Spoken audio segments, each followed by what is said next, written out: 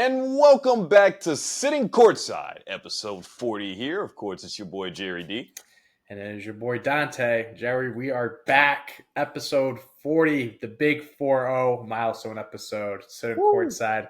And this is the NBA Finals preview episode. Oh my God, it has been 10. I mean, we're filming on the Wednesday, but by the time tomorrow hits, it's going to be like 9-10 long days since the end of the Western Conference Finals, since we've seen a basketball game. It's been feeling like so long, but we're finally here. NBA Finals start tomorrow, and it's going to be a loaded episode, just kind of giving our thoughts, opinions, breaking down the matchup of the Boston Celtics and the Dallas Mavericks. So we will get into that. But first, please make sure to like and subscribe if you are not already, if you're watching on YouTube.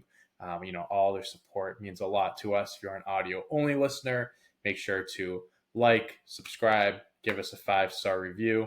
We appreciate that as well. Also, sticking to YouTube, check out our shorts for gamified content, other long-form videos on this platform. Follow us on Twitter, Instagram, TikTok, all that good stuff. Got to get that out of the way before we jump into things. Before we jump into more final stuff, Jerry, how are we doing today? Man, I am fantastic. I am anxious, and I am just ready to get these finals started. Yes, after sir. waiting, like I said, felt like a long decade of no basketball. I felt like we waited way too long just to get this stuff here, man. So I'm excited. But how are you though, my Boston homer?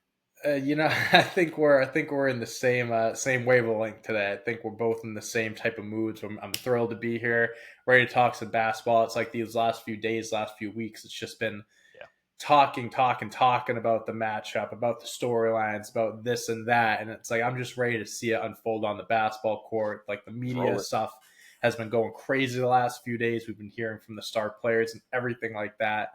But man, I'm sick of it. I just want them to start playing. Boston game 1 tomorrow. But man, I'm just ready to talk some basketball. I'll be honest with you. So let's skip over all the rest of the BS and just start doing it. Awesome, man. Yeah. So no need for an introduction. We have the Dallas Mavericks facing off against the Boston Celtics, which again we waited forever for. It's going to be a star-studded matchup. There's a lot of different storylines going on. We got two dynamic duos battling, Luka and Kyrie versus JB and JT. There's so much that we could actually tackle here, obviously. And hell, there's a lot of stats that I'll throw out along the way here.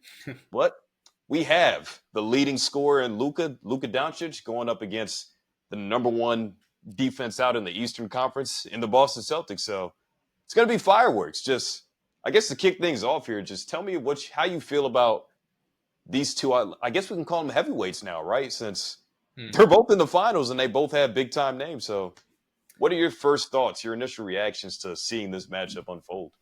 I honestly think this is the perfect matchup for both teams. Like, I mean, the NBA gets their two young stars, ringless stars, going head-to-head with each other.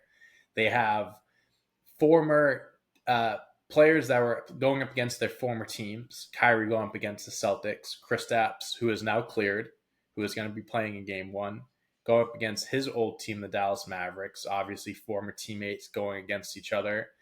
I think these two teams the offensive.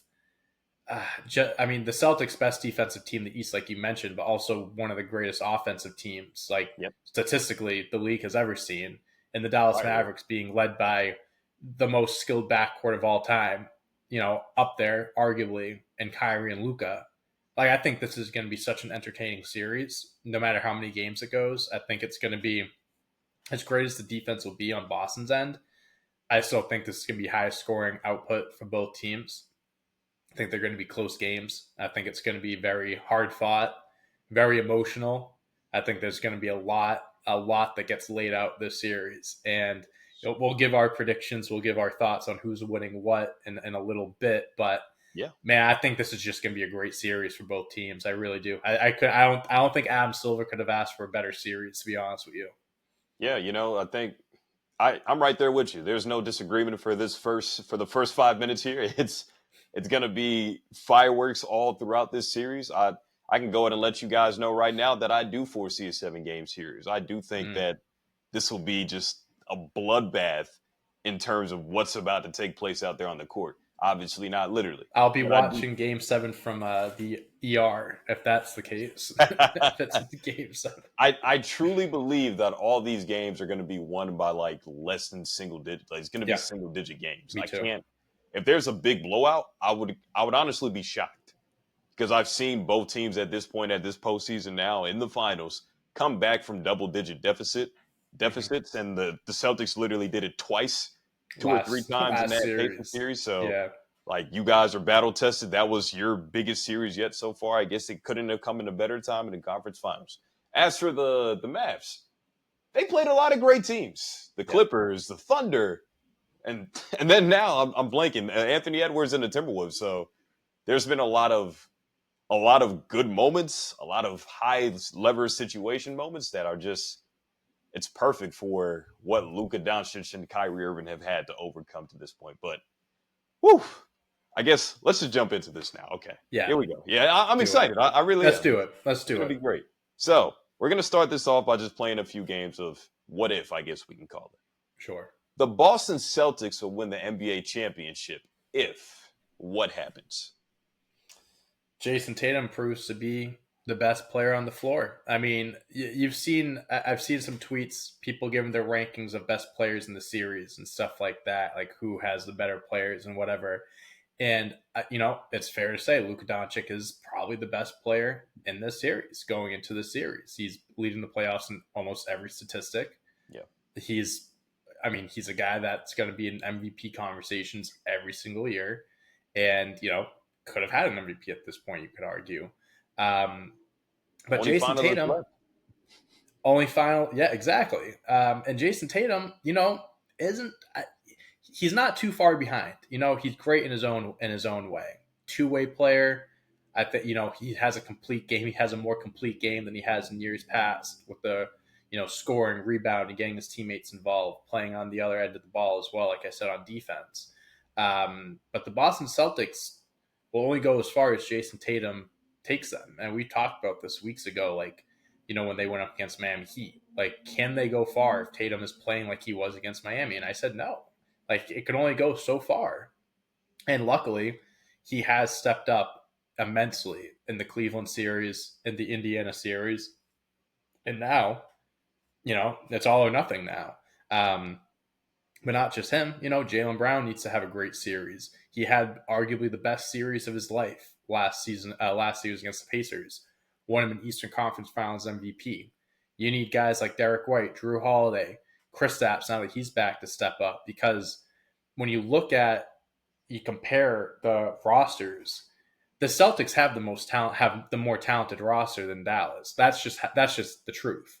You could argue that Dallas, if you want to say Dallas has the two best players, you want to say Luka and Kyrie is better than them, you could have that. But then you look at the rest of the way, the rest of the Dallas Mavericks team, they don't have guys better than the Boston's top 6, maybe 7 guys. You know what I mean? Maybe you can sprinkle in a Derek Lively, PJ Washington in there if you want. But as much as Jayson Tatum needs to lead the way, they need to have all these other guys play the best series of their lives. Derek White, Drew Holiday, Kristaps, like I mentioned. But it all starts with JT. He's the leader. He's the number one guy. Yeah, I'm inclined to agree with you, but for the sake of being different, I think Boston really wins this series as long as Kristaps is healthy and actually impactful. I think we can make this 100%. He needs to be 100%. He can't be a liability. No, because I think it's easy to get lost in the sauce, especially you basically haven't played all postseason long. You got hurt in the first round. You missed out on, and he wasn't even really having a great first round either. No. His stats weren't that great. No. Then you missed out on 2 important series. Like, I know beating the Pacers was huge, and I forget who they played in the second round. Can you give me a reminder here? I don't remember who they played. Boston? Yes. Cleveland. So they played Cleveland in the second round. 2 series, all right. They didn't need you for it. But now you're going up against 2 guys that can arguably be better than the 2 guys that you guys are throwing out in JB and JT. Luka and Kyrie have a debate that, hey, we're better players than these guys. We're the better stars. So in my mind, if I'm Joe Mazzulla, I'm thinking that my guys will cancel out Luka and Kyrie, because that's how great these 4 guys are. So who's the fifth best player on the floor? Comes down to exactly. It's going to come down to the other guys for sure. And that best other guy on the court, more so than Derek Lively, even though he had a wonderful WCF, more so than Daniel Gafford and PJ, Derek White, Drew Holiday. It should be Kristaps because you are the most 100%. talented guy on the floor. So I've been saying Celtics fans have been saying they've been doing this without their third best player. Yeah, they have. Yeah, he has been their third best player. Derek White has stepped up in the playoffs. So he's had amazing games. Drew Holiday stepped up huge against the Pacers. Got to give them their flowers. But at the end of the day, you brought in Kristaps to be that final piece of that big three. This is what you need. This is what they're going to need to actually push them over the hump. It's not that say Kristaps isn't healthy enough to go, because he did kind of hesitate to answer the question whenever he was asked if he was good to go. So let's say he does get hurt in this series. It's not a foregone conclusion that you guys won't be able to get it done, but it definitely would make y'all jobs a whole lot harder to actually get over that hump. So I'm really going to put all the onus on Kristaps to just show up, be impactful on both sides of the ball because he is a two-way player, and show me that, hey, you were traded here to really be that missing piece for their heart and soul, which they gave up Marcus Smart, which I'm sure hurt Boston fans to the core. So I got my binoculars all over Kristaps. No Diddy, but it's all over Kristaps. That's what I'm looking at. He's a difference maker because he's out on the floor. He's out on the court. He's spreading the floor. You take out Lively. You take out Gafford from that paint. The paint opens up. It's like him being out there changes their offensive style so much. The switches, everything. And not even to mention the defensive side of things, our best rim protector. He's a big difference maker. I do want to go back to like when he was hesitating to say like if he's going to play or not. I kind of have like a thought. I usually have this theory of like, especially for something like this, they don't want to give away too much. They don't want to give out too much information to the opposing side, being like, oh yeah, I'm definitely playing whatever, because then they can start game planning. I feel like the Celtics, the way that they've been playing it this playoffs, I don't think they'd rush him back because the injury that he has, the calf injury, that's so close to the Achilles. We look back at like KD, for example, had the calf injury, came back quick versus Achilles. I think they wouldn't rush him back as much as they need him because it's more of like you fuck it up and then you might be talking about him missing most, if not all, of next year. I could understand that. But as the opposition, as J Kidd and Luka and the rest of the Mavs, I'm going to test you. I'm going to see what they should. They should. We've ran pick and roll all postseason long. The first action, once the Mavs get the possession, the first possession of the game, should be to target whoever's man has Kristaps on them. I'm taking Gafford, setting a screen with Luka or Kyrie, and I'm going to see what you're going to do. How mobile are you? Can you still actually get back to protect the paint if I'm going to lob pass it up to Derek Lively or Gafford? Can you stop any backdoor cutters? So I'm really going to put him in a whole lot of different actions, which I'm sure we're going to see 100%. In game one. So I hope he is healthy. Like, obviously, for the sake of a competitive series, I really do want to see what Boston finally looks like whole, because it's been a little while. I've missed out on him for the last 12 games. So man, I'm gonna be wincing. I'm gonna be covering my eyes watching him go up, trying to either catch a lob or trying to stop a lob or something like that. Like I'm gonna be so nervous with how he comes down, how he lands. But hopefully he's healthy enough where there's no worries, at least, especially for him. He can't have that in the back of his mind. He can't. Yeah. But you know what? Enough about who hosts the home team, for game one. Let's talk about the away team. Let's talk about the Western Conference guys, the Dallas Mavericks. They will win the NBA Finals if Luka Doncic, shows that he is the best player in the world. Nikola Jokic has that title and stuff like that. I think if Luka Doncic has the series of his life, wins a championship, Finals MVP probably that comes with it, that title might have to be given to Luka. And, it kind of similar to like what we were saying before. You said like the top four guys, Kyrie, Luka, Tatum, Brown, equal each other out, right? It's going to come down to the Dallas role players. How is Maxi Kleber now that he's back? Is he going to have a few games where he hits 4 or 5 threes or whatever? PJ Washington, Gafford, Lively, is he gonna extend that from that amazing Western Conference Finals series where he didn't miss a single shot? Is that going to carry over into the finals? Like, you're going to be led by your top guys, but those two guys aren't going to win you a championship alone. How are the role players going to step up and stuff? So kind of similar to Boston. I don't want to sound like a broken record, but it's going to be similar to Boston. Are these other role players going to step up? Are they going to help out when needed? Are they going to hit their open threes? Are they going to give Luka and Kyrie some support when maybe they're not having a good shooting night or something like that? Will guys like PJ Washington step up? Will Tim Hardaway step up? He's still stashed on that bench over there. So I honestly think it also comes down to the role players. And again, like, Kyrie's won a championship. He's been to the finals before. He knows what he has to do in these situations. So, like, that makes me nervous as a Boston fan. But, like, I think those two guys need to do what they do best, be the most skilled backcourt of all time. But then it gets followed by, what do the role players give you?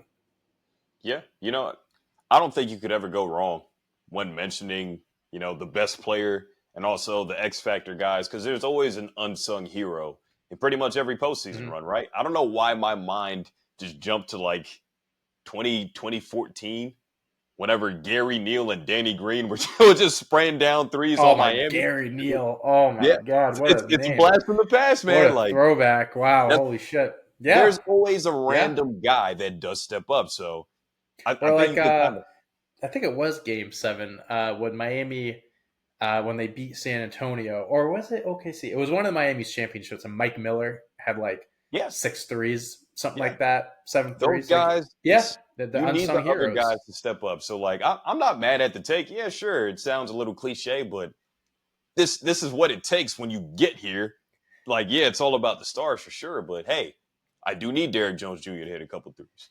I do need Maxi Kleber to come in and play big. Yeah, I think it's even more important for Dallas, again, because if you look at the talent, the Boston has the better rotation. They have the better role players on paper. They do. They do. So it's like, can the Dallas Mavericks role players match up with them? Can they keep up with them? It's even more important for the Dallas role player guys to step up than it is for Boston, I think. I think Dallas wins this series if we finally get to see nuclear performances more consistently from their stars. So I agree with you wholeheartedly that the role players do need to step up. But I think we're in this situation where we look at these duos, right? And we like to call good duos Batman and Robin. I think in this case, for Kyrie and Luka, since they're both, in the words of Stan Van Gundy, the most skilled backcourt ever, right? And we're going to get to LeBron stuff, what he said about him, but the most gifted player to ever touch a basketball. This is Superman and Batman. This isn't anybody's sidekick. There isn't anybody on the sidelines that's just going to watch you. Both these guys, it needs to be a Christian Bale and Michael Keaton Batman. Just two different eras of Batman, honestly. No Robins, just two different types of Batman, You have two guys that can go out there and literally give you 30 hand-wrapped and delivered at any point in time, even on a good defense. Because we've seen it happen in Minnesota time and time again, right? Especially in the closeout game.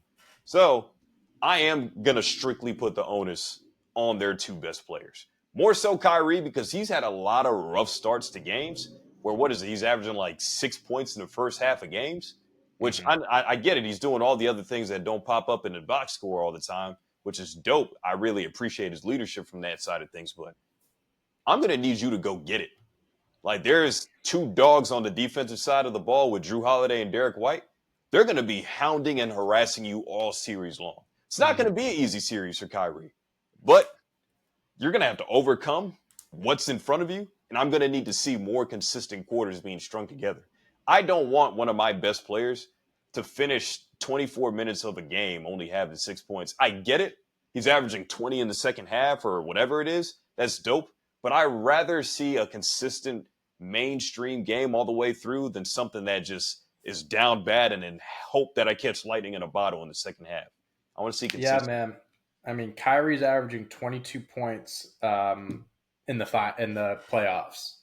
That number needs to be up. Yes. If they want to win a championship.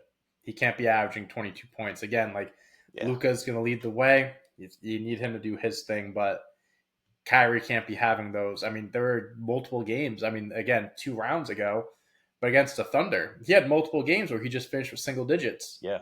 That can't happen. That can't happen in the finals. And and he's had big games too. He's had 40-point games, 30-point games, but you need those. Exactly. I'd rather rely on my star player in Kyrie than obviously in those other series. PJ Washington was hitting 6 threes a game. Mm-hmm. There was one point he was going off for 20 points, like 4 straight games or whatever it was. Then we're having Derrick Jones Jr. chip in with 12 to 14. That's great, but I'm not really expecting those guys to give me 10 points, 15 points consistently. That's a nice addition. Yeah, that's a nice thing to get on the cake. Like right now, but you don't expect that every game. If this is a 3-layer cake, we got our 2 layers in Luka and Kyrie, right? Luka is the foundation. He always starts off hot. He carries us to it. Our other guy, Kyrie Irving, is the second little base part. The other pieces that happen to come up on top, cool. If we get that, that's great. But I already got 2 other layers, so I don't really need that top layer all the time. Just a little bit in clutch moments. So I'm really putting it on the star players, though. I'm putting it on Luka, but I'm more so putting it on Kyrie. Because if he's struggling to score against these other backcourts in these to get to the NBA Finals, you're playing 2 of the best perimeter defenders, 2 all-NBA second-team defenders in the NBA Finals. And you're still going to get guys like Jaylen Brown's going to get thrown on him, I'm sure. Yeah. Jayson Tatum might even get thrown on. There's going to be a lot of different bodies getting thrown on Kyrie and Luka. So it'll be interesting to see how that offense responds. And yeah, man. Yeah, we need again, Kyrie's been there. So, he knows what he has to do. Luka hasn't. I'm not saying he isn't. I'm not saying he is going to struggle, but it'll be very interesting to see how Luka comes out and plays in this finals, his very first finals. I think it'll be great, but it'll be interesting to see how he does first ever appearance. Yeah. Now that we got the what if situations out the way, let's cut to the chase though. Who's winning this, and in how many games? Do you want to start, or do you want me to start? I mean, just talk to me, man. It's not like I don't know, but I mean, you can go ahead and give me your spiel. I'm saying Boston in 6. I'm saying Boston in 6. And I'll be completely honest with you, Jerry. I was going back and forth with whether or not I think they can even win in 5 games. We just gave all of that info. We just gave all that. I know you were saying 7-game series and this and that. But listen, again, just kind of going back to what we were saying. You want to equal out the top 4 guys? By all means. That's fine. I would make an argument that Jaylen Brown should be listed ahead of Kyrie going into this finals matchup. Kyrie, all time, has the experience. I get that. Has had big games this postseason. Has also had his fair share of not so great games. Not to say Jaylen Brown hasn't either. Jaylen Brown is coming off of, again, arguably the best playoff series of his life. Won the Eastern Conference Finals MVP. They were in the finals 2 years ago. And they were up 2-1, could have been up 3-1, and they blew it. They lost the rest of the way, whatever. I saw someone say this, and I think it's very, I think it's a pretty accurate saying of when the Celtics made the finals 2 years ago, it was their first time there. They're so happy to be there. They finally made it. They made it to the Eastern Conference Finals all these years. They finally made it to the finals. Whereas the Warriors, it's we've been here before. Let's just finish it. Let's just win another championship. This time around, I think it's the other way. I think Boston's we've been here before. We lost. We got embarrassed. Let's get the fucking job done this time. Whereas the Mavs, first time making it. Kyrie's been there. That's true. But Luka, all these other guys, where it's they're ecstatic to be in the finals. They weren't necessarily the team that people were picking to make it to the finals. So it's not like an underdog story. I'm not trying to make it sound like it's a Cinderella run, because they're talented enough to make it to the finals, but they weren't even in the top, I'd say in the top 3 choices of people thinking Denver, OKC, or Minnesota. Then Dallas was on the tail end of it. And I just think the way that these teams are put together and they're built, and especially if Kristaps is healthy, I do not think the Mavericks defense will have an answer for having 7-8 guys that will be able to spread the floor. You get guys like Gafford out of the paint, Lively out of the paint. You have that entire paint open up. Boston's playing 5 out. when they played Minnesota, Minnesota never had more than 3 guys on the floor that could shoot. Maybe you can say 4. And even you had Karl Anthony Towns, who is the greatest big man shooter of all time, who started the series shooting like shit. He's so on and off. But Boston, I'm not saying every night's going to be a fantastic shooting night, but you know Boston's going to be shooting 30, 40 threes a night. Is Dallas's defense going to be able to do that? We know that Dallas on offense, Luka, Kyrie can do their thing, but again, they're up against the best defense in the East. Can the offense stay up? Can they keep up with Boston's offense? That's the question. From what we've seen all year, from all the Celtics games that I've watched, and this is where I'm going to start to get very passionate right now, Jerry. We have made it this far. We're 12-2 in the playoffs. People are saying this and that about Boston. They played against teams that had injuries. They went against teams that weren't meant to make. They went against the Pacers in the Eastern Conference Finals when the Pacers had the second highest offensive rating in NBA history. So I don't like that. Indiana had a great team. They were young, but they knew what they were doing. They were a well put together team that pushed Boston to their breaking point. But Boston was battle tested and won those games and ended up sweeping them on the way to the finals. They lost 2 years ago. Man, I'm not even trying to think or contemplate if Boston loses again. Because if that does happen, God, the entire city of Boston is getting burnt to the ground. I can't imagine that's going to happen. I can't even have that thought go through my head, Jerry. I am picking Boston in 6. The Mavericks had a great run this postseason. They beat the Clippers. They beat the Thunder. They beat the Timberwolves. They deserve to be where they are, but they have not played a team as good as Boston. I don't think that they can beat Boston this final series. I think they'll be back. And I do think Luka will win a championship. I do think that he will be back and will get his. But this time around, the stars have aligned, Jerry. This needs to be the year that Boston wins it, and I have them winning in 6 games. I agree that the floor is yours. The floor is yours. I do agree that it does need to be the year that Boston should win it. Because this whole canvas has been painted out. When will they have a better team than this, Jerry? When will they have a better team? No, I don't think they can. I don't know. This is literally picture perfect, right? Especially no Denver, no Timberwolves, no OKC. All those teams that you mentioned that should have been ranked higher, that were ranked higher, that had better odds on favored, like, betting odds to actually get to the NBA Finals. But despite everything that you just said, I'm going to go the other way, and I'm going to give it to them also in 6 games, mainly because I do believe if it gets to the 7th game, even though Boston has been kind of bad at home this postseason, for whatever reason, that it's still a Game 7 NBA Finals in your own arena. There's still going to be the fans. That extra man's going to stand up, and I think Boston will feed off the crowd too much. It'll be too much to overcome. But I'm going to give it to Dallas in 6, and I'm going to tell you why. I really do believe that they understand the moment, despite them being such a young team. I don't know if that's the leadership of Kyrie. I don't know if that's because of the poise from your head coach, who's been to several NBA Finals of himself, right? Overall, despite this being the only time that they've gotten here as a team, as a collective, I get Kyrie's been there, yeah, but everybody else is, I think Kyrie's the oldest guy on the team that's actually playing and available. No disrespect to Markieff Morris. So everybody else is super young on the team. I get that. But stepping up the way that they did each series in and out, the way they were closing out games too also impressed me. But playing those individual talents kind of is what sticks out for me. They played Kawhi, PG, and James Harden and Russ. I get Kawhi only played 2 games in the series. Still a pretty damn good team to get your feet wet into this new postseason. You get rid of them in the first round. I think that's a great collective group of guys that didn't have enough time to actually figure it out. That's the only type of love I'm giving the Clippers right now because I don't want to talk about them. Second, you love their favorite team. Come on. Yeah, okay. Playing OKC was everybody was picking them to go down early anyway. A lot of people thought they were going to be first round exits to take on another MVP finalist in SGA who had a phenomenal season, played a lot of good young guys, a good cohesive group of guys that it was like, wow, I think these guys are going to be up there in the Western Conference for years to come. Again, another battle-tested series that they were picked against where Luka and Kyrie were the underdogs. they outshined them again. They showed what they could do.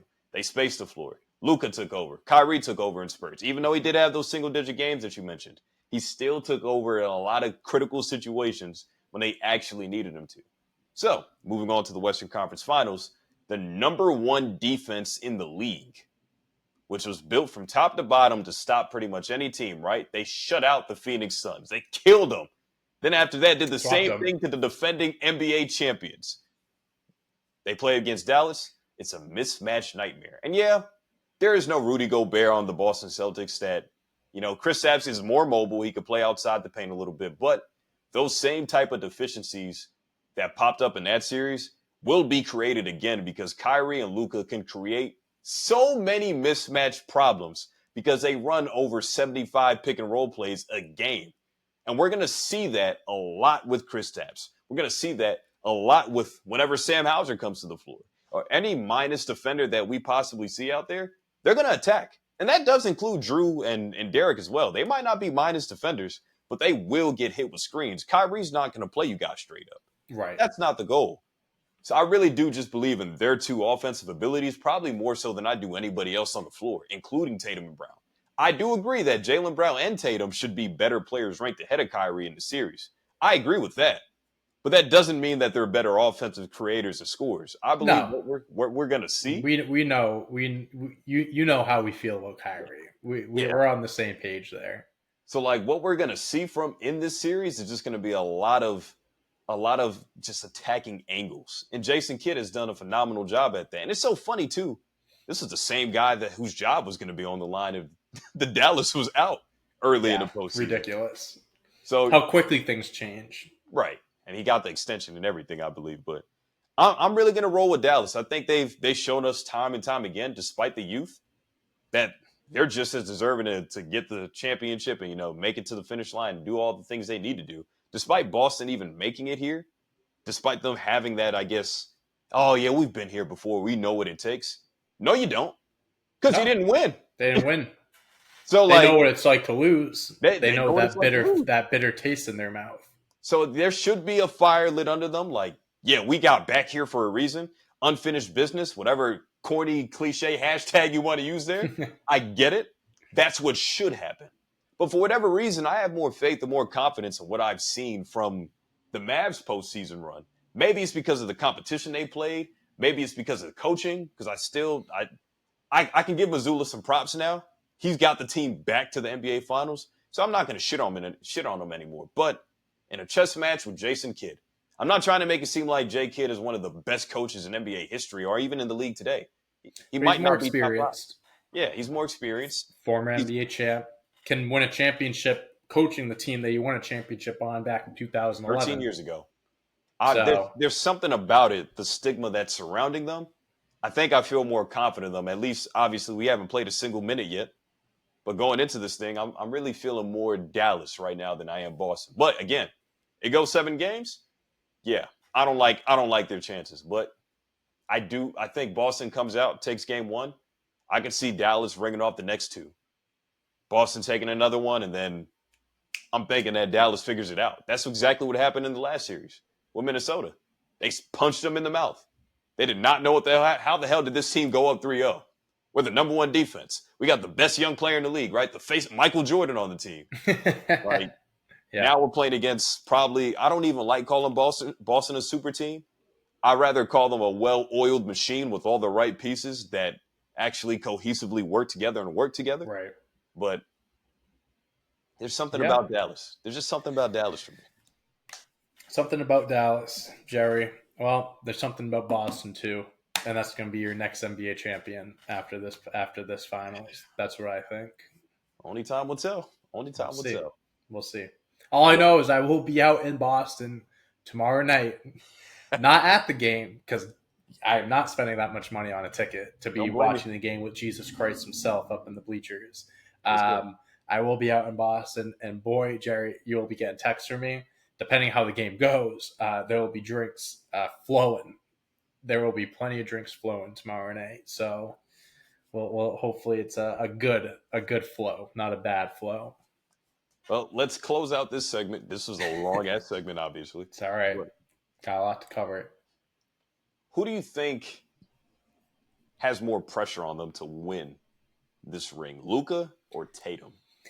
Jerry, we put together this rundown before each show, so we kind of know what we're getting into, so we're not taken by surprise of who's asking what. Nope. I actually don't think this is even close. I think it's Tatum by a mile. I don't. Not to say that there isn't pressure on Luka, but think of what the media has been saying about not just him but the Celtics all year round, this entire playoffs. And just the scrutiny they've been getting. And again, they lost 2 years ago in a series that they were the favorites, that they arguably could have won. Now you're back again, 2 years later, with the best team that Jayson and Jalen have ever had in their career. The stars are aligning. If it's not this year, what year is it going to be? If Jayson Tatum and the Celtics don't win a championship this year, even though he's only 26 years old, this isn't something that people will not let go of for the rest of his career. Or maybe until he wins a championship. But again, at that point, if they don't win this year, when is it going to happen? The pressure is all on Jayson Tatum and the Celtics. If Luka and the Mavs lose, you know what? They had a good run. The Boston Celtics were the best team from start to finish. This is how it should have gone, right? Luka will be back. He's 25. He's one of the best players in the league. He'll find a way. This is his first finals appearance. Jayson Tatum, though, completely different. I think all the pressure is on Jayson Tatum to win a championship this year. If they lose, forget about it. That's the only thing people are going to be talking about this offseason up until Tatum wins another championship. Even if he does win a championship, people are going to be like, well, it took him this long to do it. He could have won it back in 2022. Definitely could have won it back in 2024. I don't think that would be the same with Luka. Maybe if this was Luka's second or third appearance and he hadn't won up until this point, okay, yeah, maybe I'll say Luka has as much pressure, if not more, than Tatum. But I genuinely don't think it's close. I think more pressure is on Tatum to win a ring than Luka. I'm not gonna lie. When we put this thing together for the rundown, I was right there with you. Then I started to think about it a little bit more, just because. We talked about this in the last episode, I believe. Just Boston is built to have a dynasty in this decade with all their stars. Signed a few guys already. Derek White's the only guy. Nobody's really over the age of 30. Like their two best players in JB and JT, they're not 30 yet. They're just entering their primes. Yeah, if you even want to call it that, like being 26 is. Kind of like you're there, but you're not 28. You're not at that level that I think that's elite. 27, 28 is where like you really hit your prime. You hit your stride. So I really feel like Boston will be back. Yeah, I get the Giannis's and the Knicks and the other teams that will, rise up and try to knock them off their spot. I get it. It happens. But I think I'm going to go Luka. And only because the West, like I just mentioned earlier, it's a lot harder than the East. It's going to be a dog fight every year to get back to the finals. Exactly. And that's literally, you just said my point. Like, I get he's 25, and I get that he's going to be in MVP conversations for pretty much the next 10 years, like you just mentioned earlier. But the thing is, can you really definitively say, let's say the Timberwolves lost in Game 7 to the Nuggets. The Nuggets played the Mavs in the WCF. I would have picked the Nuggets. I would have picked the Nuggets. I think most people would have picked the Nuggets. Because matchup-wise, the Timberwolves were built to beat Denver. And this final series, that whole passionate rant you got from me would have been little different. I know. It would have been a little different. I know. Would have been a little different.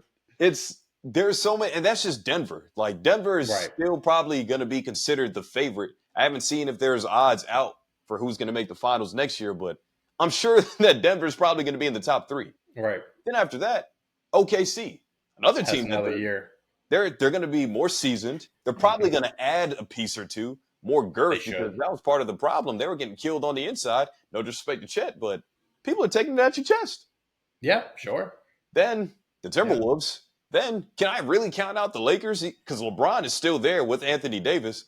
Can I count out Steph Curry and the Warriors? there's a lot of different teams. Hey! Don't forget the Clippers. Come on, Jerry. Okay, Come sure. on. Yeah, and that other team in Los Angeles. And the other team in LA. Yeah. Hey, they're getting their own arena, so I guess I'll Well, put the respect on them. But all right, but okay, yeah. I get your point. They got so many teams out west to where I just looked something up real quick because I was like, I wonder how old Charles Barkley was when he made it to the finals. Because he only made it once. And he was 29 years old when they took on, obviously, the GOAT and MJ and got destroyed. But hey, it's the Bulls. They do it to everybody, right? Right. This is kind of where I think you need to really take advantage of the situation that you're in right now. Because there's no guarantee that you will make it back after dealing with probably, if you name out the top 10 players in today's game, a lot of them play out west. And a lot of them play on elite teams out there. And they're the reason why. Right. I can't definitively say that even if Dallas wins this championship, we're not going to pencil them in to be, oh, yeah, they're going back to the finals for sure next year. Hell no. Because nobody even had them here in the first place. That's why, exactly. I feel like when it comes to the West, you'll have your favorites, but it's really just like once the playoffs start, anything could happen. Yeah. And it's like, not to say it has to be a Cinderella story or anything like that, but the Mavericks could be the first team in NBA history to win as a 5 seed. I believe. I think that's what the stat is. It was something about them being the 5 seed, whatever. But either way, I get you. You don't need to be the number 1 seed in the West to make to the final. It can be anyone. It really could be. And again, they can definitely get this job done. I'm not saying they can never make it back. This is it for Luka, but that's a big risk to take. I guess you're 25, you might not see it again until you're 35. Like, sure. Yeah, you never know. It's a dangerous game. It's a dangerous game. You know, I like this, Jerry. I like this because usually when we have these debates, we're on the same side. Today, we're different. We're not on the same side today. I like that. That's a good point of view. The West is a lot harder than the East. It seems more likely every year that Boston's going to come out of the East than the Mavs come out of the West. I wholeheartly believe that if you guys get this championship right here, you guys will be back. I would put a 75% chance that I would take Boston over the field for next year. I don't know what the offseason looks like. Mm-hmm. I don't know if Donovan Mitchell goes to the Knicks. Maybe that blows up their chances or whatever. Or he goes to Miami. Miami picks up somebody. I don't know. But I have more fear in my heart for Luka not making it back than Tatum because Tatum has a 35-year-old head coach who has plenty of time to grow into this role. He has Jaylen Brown. You have Kristaps. Right. There's too much going right over there. Yeah, no, I'm with you. But I'm with you, but I still do believe in the sense of the way the media will handle it and the way that they'll rip apart Boston if they lose. That's what puts more pressure on Tatum. Because if Luka loses, I'm not trying to be the guy to say, oh, they don't treat him the same. I'm not trying to be that way. But they don't. But it's just a fact that if Luka loses, people will not be on him like they would be if Jayson Tatum and the Celtics lose in the finals. That's just a fact. That's just a fact. So that's where I come from. We pick our sides, we picked our players because of 2 different types of arguments, but still fair arguments. So yeah, hey, you staked your claim and I staked mine. So we'll just. You know what? That put in the comments. Yeah. Who are you riding with, Jerry or Dante? Put in the comments. Okay, but enough about this. We've been tense. We've been tight. Yeah, let's ease it up a little bit as we close this. Yeah. So to our last 5 to 10 minutes here, LeBron had some very, very glowing remarks for his former teammate, which he loves so much in Kyrie Irving, and I'll read out the quote for you here. I'm so fucking mad that I am not his running mate anymore. He's the most gifted player the NBA has ever seen. Now, when I originally made this rundown, I didn't have Kyrie's response yet. But thankfully, we got a response late today. We were for Kyrie now on LeBron's comments. And I quote, I think there were some things that got in the way of our relationship when I was younger. I definitely miss him, end quote. So. Hey, man. If they stuck together, they could have their careers could have went very differently. At the end of LeBron's career, the middle of Kyrie's career, all the teams he bounced around from. Obviously, he left.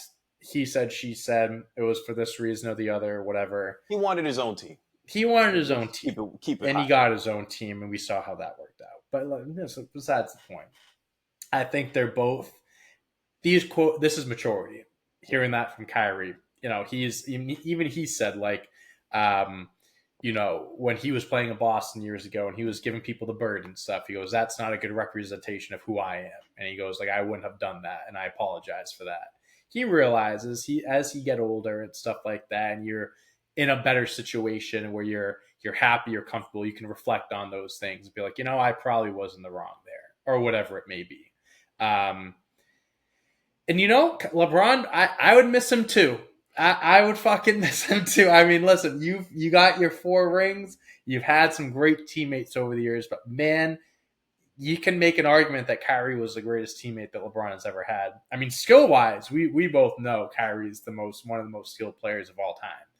You want to talk about them playing together in Kyrie's prime, and when LeBron's kind of, I don't want to say declining, but just kind of passing the torch a little bit. You can say decline because LeBron's version of a decline is averaging 25, 7, and 7. Hey, that's only anybody could wish to have a decline like that. But I think more so. I mean, like passing the torch of being like the number one option to like AD being the number one option. Kyrie could have been the number one option, which I think that was the road we were going down in Cleveland. That's what before they broke up. And now there's reports of like the Lakers tried getting him. They tried trading Westbrook and these picks and everything, and then they ended up sending him to Dallas instead. Whatever. So like they've tried to come back together over the years. It just never happened. At this point, I don't think they'll ever be teammates again. I think it's just there's not much time left in LeBron James's career, and Kyrie is in a great situation in Dallas right now. As much as cool as it would be to see that, I think we're well past that. But it's nice to see these two guys, giving high praise to one another and showing that whatever the issue was years ago, they moved past it. They're brothers. They love, they respect each other. That it's cool to see. It's cool to see them giving each other their flowers. This kind of reminds me of, obviously not as much success on the court, but it reminds me of Kobe and Shaq. Really, sure, really, yeah. Just in this sense. Hey, if they stayed together, they could have won fucking 6 or 7 together. Don't even remind me. Really? Man. Don't even remind me, man. It's true. It's crazy just to think what we saw from a 25-year-old Kyrie Irving. And I believe LeBron was 32 or 33 or whatever it was. It was magnificent, right? They were literally primed to basically, just like I feel about Boston right now, to make multiple finals runs year after year. And then, like you mentioned, getting the torch and possibly winning more and more chips. But Shaq was the problem in LA, right? This didn't want to work hard, was kind of lazy, and he admits that to this day. And didn't have the mama mentality. Kobe was the exact opposite. Kobe wanted to kill shit, wanted to do everything, wanted to make sure he's in tip-top shape for every single game, every single practice. Very serious as to where Shaq wanted to goof off. Not saying that Kyrie or LeBron had those same type of personalities, but Kyrie was immature. Kyrie didn't realize how good he actually did have it because you were playing until with. He left. Yeah, this guy. What's to say? Grass isn't always green on the other side. Yeah. This guy is arguably the greatest player in NBA history. You're not going to find another teammate that's better than that. But a selfless teammate. Yeah. Maybe add too. That was willing. That was willing to pass the torch to Kyrie. He wanted to. And he walked away, like you said, into greener pastures. Boston wasn't as green as he thought they were. No. Walked into Brooklyn. That situation with KD and Harden didn't work out. And then you realize, like I saw the tweet, one of his destinations when he was demanding a trade out of Brooklyn was to go back to LA. And LA didn't sell the house. They didn't give up enough. But yeah, like you said, I think it's great to see them reflect on this moment. It was like, wow, I really fucked up a good thing in some sense. What could have been? Yeah, like, you know what? Kyrie has, I guess, a younger version of what LeBron is in Luka.